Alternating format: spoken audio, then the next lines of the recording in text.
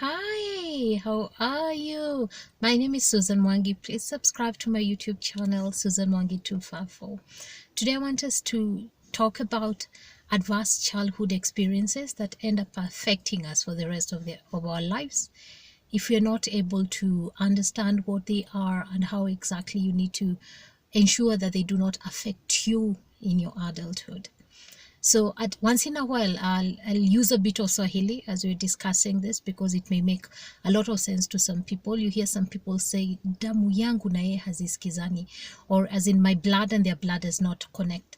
And I think this is a very common occurrence where people feel that you do not like a person because there is something, I don't know if I call it superstitious, our blood does not connect.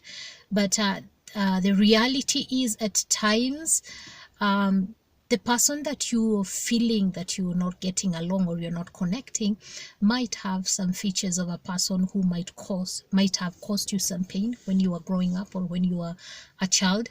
And this adverse childhood experience led to instilling some pain in you. All right, so whenever you see a person who has features like for this person you're talking about, in the subconscious you have, it's like you remember all these things and that pain comes back and it's not conscious. So at times you find, for instance, there are people who say, I do not like people who are maybe plump or they are short, or people who are of a particular race or something like that. And at times it's important for us to be able to realize we need to disconnect or disassociate with some of these things. And how exactly do we do that? Is first to recognize or be aware that there's something that happened to you at a particular time. And once you're aware that it happened, and you want to work towards making sure that it does not affect your relationship with any other person. You do not pass on the pain or the bad experiences to others even when you're older.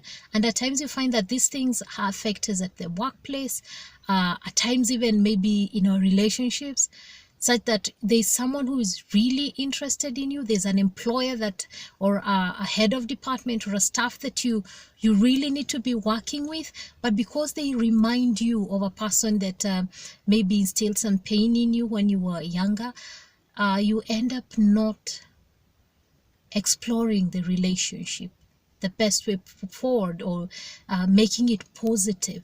So what I'm trying to think of this person that when you meet with them, you're thinking, I can't get along with this person, not for any particular reason or something they've done to you, but just because you think our blood does not get along. It's like there's no blood connection, if I put it the way we locally we do it.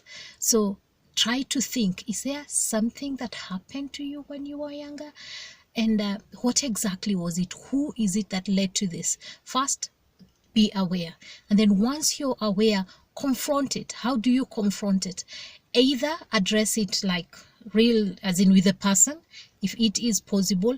If it is not possible, then with the awareness, through systematic, let me call it sensitization, trying to expose yourself to more and more and understanding the other person and not relating your current experience with a past experience. I think that will help you a lot in terms of relating better with people that once in a while you think these are not people who need to be in my circles right now.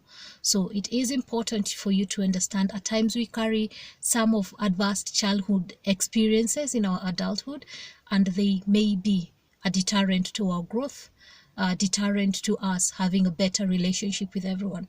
So with you knowing what is the issue, you can be able to take care of it. Please subscribe to my YouTube channel, Susan Mwangi 254. Bye-bye.